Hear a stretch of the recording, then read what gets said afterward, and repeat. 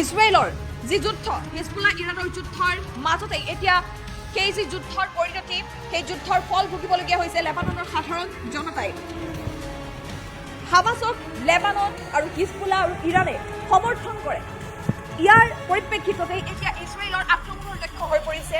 Lebanon Iran আৰু হিজবুল্লাহৰ ওপৰত অবিৰতভাৱে আক্ৰমণ চলাই গৈছে ইজৰাইলে লেবাননৰ ওপৰত অবিৰতভাৱে আক্ৰমণ চলাই গৈছে ইজৰাইলৰ আক্ৰমণত ধ্বংসস্তূপত পৰিণত হৈছে লেবানন আৰু ইয়াৰ পিছতে এতিয়া ইৰাণে বাৰে বাৰে কৈ আহিছে যে বিশ্বৰ যিসকল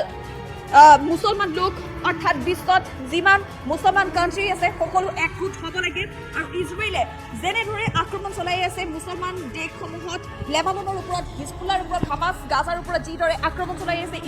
ইৰাণৰ ওপৰত যিদৰে আক্ৰমণ চলাই আছে ইয়াৰ প্ৰত্যাক্ৰমণ বা প্ৰত্যুত্তৰ যে অধিক ভয়ংকৰ হ'ব সেই সকিয়নি বাৰে বাৰে ইৰাণে দি গৈছে আৰু ইৰাণৰ বিদেশ মন্ত্ৰীয়ে ইতিমধ্যেই আৰু বহুকেইখন দেশলৈ গৈ বহুকেইখন দেশৰ সৈতে বৈঠকত মিলিত হৈছে বহু ৰাষ্ট্ৰলৈ গৈ